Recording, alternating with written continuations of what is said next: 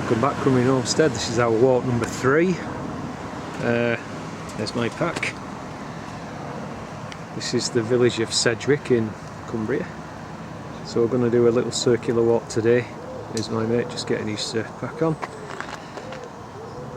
About 5.5 to 6 miles in total. And at the moment it's not too bad. There's quite a lot of cloud, but it is a dry forecast. So we'll catch up with you when we get on the way. So time for a rest stop, and we'll be walking about just about half an hour, and we'll have a panoramic view. So the southwestern fells pointed out before, Dowcrag, Walnascar, Coniston Old Man, Wetherlam are there. Probably won't be able to make it out, but the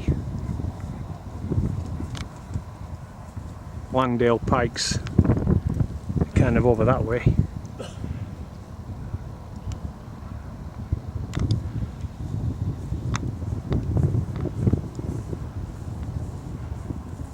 And then the Central Fells more over here.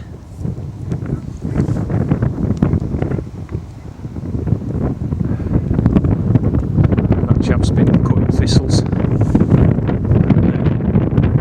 As we swing round more towards the east, I'm pretty sure they would be the Howgill Fells there, sort of heading more towards the Pennines.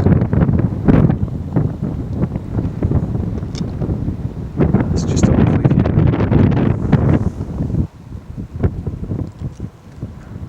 Looks like a bit of a rebuild going on down there. And as we swing round south, that sort of hill there, it's a limestone escarpment. The M6 motorway runs just parallel to that, and I think there's a part of the Lancaster-Kendal also runs fairly close to that.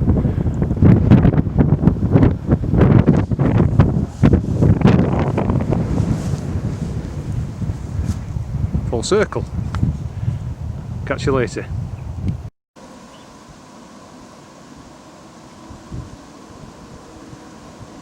Look at this flotilla of ducks coming up. How lovely is that?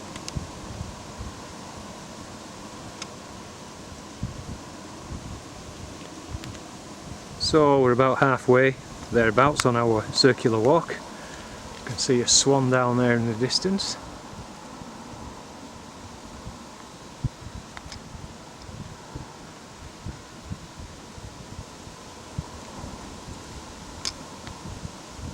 Hello guys.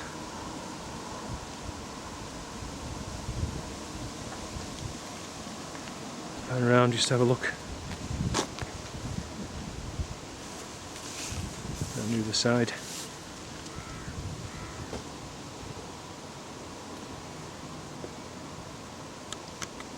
So we're going to be stopping for coffee, maybe a bite to eat soon.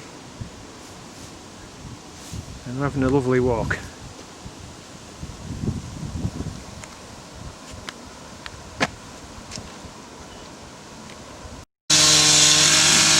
So we were wondering about this bit, sorry about the noise, but this actually is the aqueduct.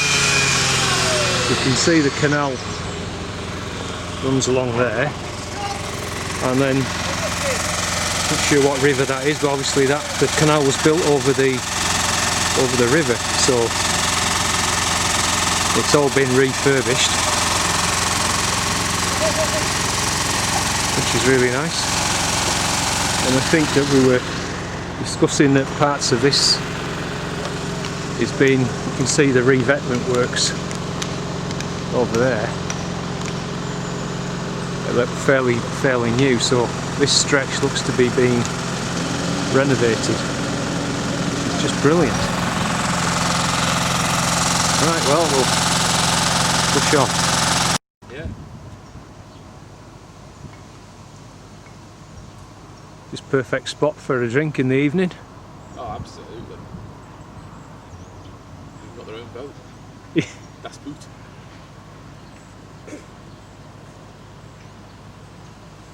Lovely.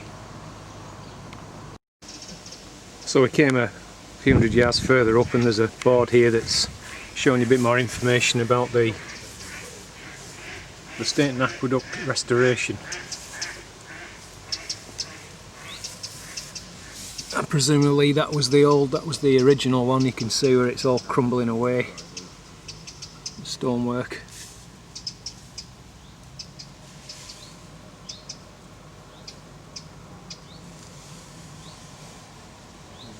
So, yeah, a little bit of information about the Lancaster Canal. So hopefully we'll be able to do the whole thing, or most of it anyway. I mean, part of it's under the M6 motorway now, but we're going to do the whole kind of thing over stretches. It'll be quite nice. But you can see got a little rest stop there. That was nice. We've just had our coffee and what have you, and this is, you can see clearly now where renovation work is taking place. So I'm not sure how big a stretch they're renovating, but it's really nice that they're doing it. And then presumably at some point they'll dig all this earth out and the two parts will be reconnected. Right.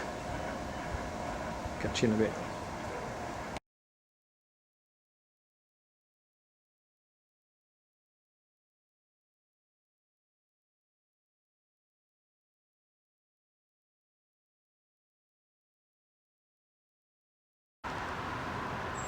Okay guys, so another little update. We've reached the Hincaster Tunnel. You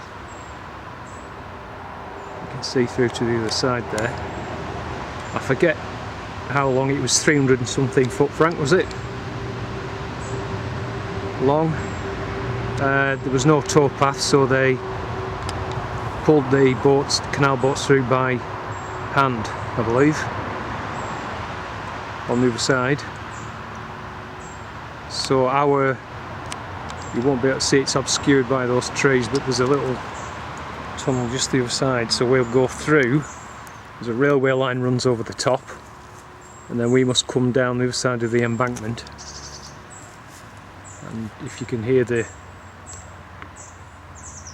378 yards, wow, 346 metres long, so it's a fair construction. You can hear the traffic, so the main road is, and the train is going along. So you've got a train line and you've got the main road running parallel to this section of the old canal.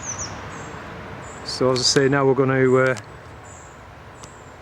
go through that cutting and we should emerge on the other side, so we'll catch you there.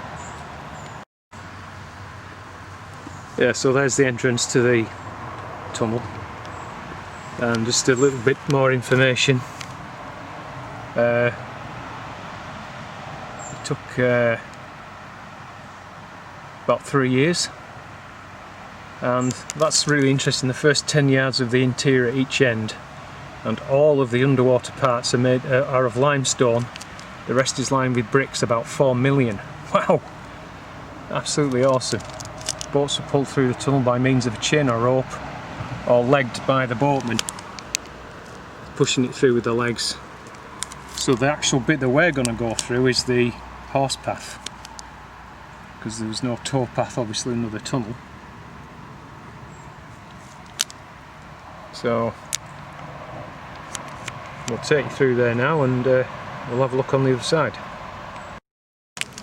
So the tow path came along and then came up here while the boats went through the tunnel. The horses were led through here, which goes under this bit goes under the main railway line.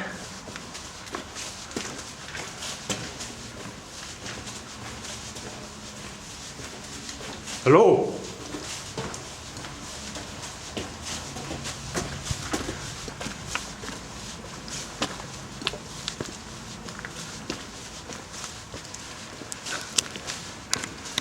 I'll just pause and show you when we get over the other side. So assumedly this is the last of the tunnels. I think these were built for cattle from crossing over from field to field, and then hopefully we'll pick the tunnel up at the end, the other side of the tunnel, in just a short while. Just simply had to get this on camera. You fun guys that are out there, I think that's bracket fungus. Let me know in a description down below if that's correct. And also, is that jack by the hedge? I'm not sure, let me know. But I couldn't walk past that and not get that on the film. Okay guys, so we're through to the other side, and you can actually see one of the iron well, thing there that presumably was for the chains or the ropes that were used to pull the canal boats through. There's a bit of an information sign here. Prime example of a canal tunnel where boats were hauled through by hand, whilst their horses took a purpose-built path over the hill. How awesome is that? So again, it's one of those things, it's in the area where I live, but I've never seen it before in my life. And so I'm so glad that I finally had the opportunity to see it and to actually capture it on film. Right, let's crack on.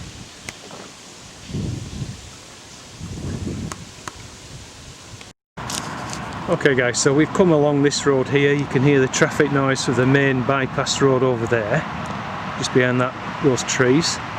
But we're just going to take a quick detour down here, because this is one of my wife and I's favourite little walks. And seeing as we're just literally a stone's throw, I'm just going to show you a little glimpse of that. So all this is Levens Deer Park, and really what I just wanted to quickly show, I don't know how well you can see that, but there's a mile long avenue of 300-year-old oak trees along there. So I just wanted to stop and show you that. It's really magnificent.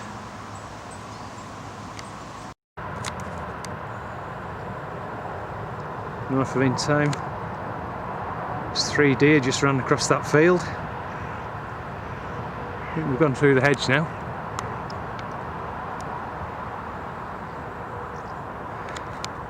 So we're on the last leg, Sedgefield House, our starting point. It's over there, and the disused canal bit is where that clump of trees are, just there. So what we're trying to work out is how the two connected, if indeed they did connect.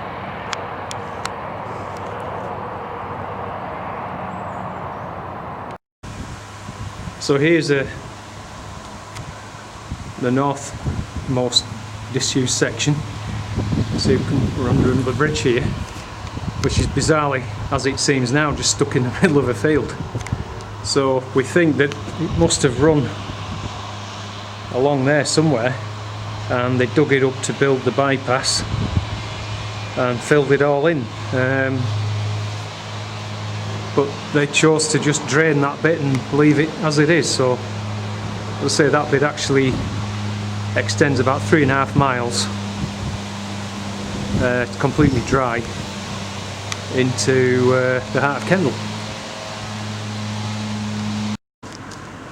So we've made it full circle. We actually came down this little path. The canal and the towpath run across there, and as I say, it's about 3.5 miles into the centre of Kendal. So, and that's where I'm parked, just over there.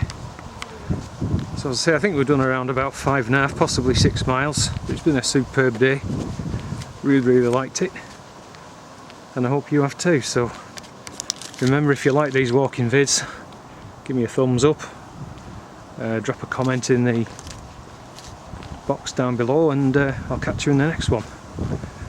Just finish off with a nice shot of these roses and the phlox. Bye for now.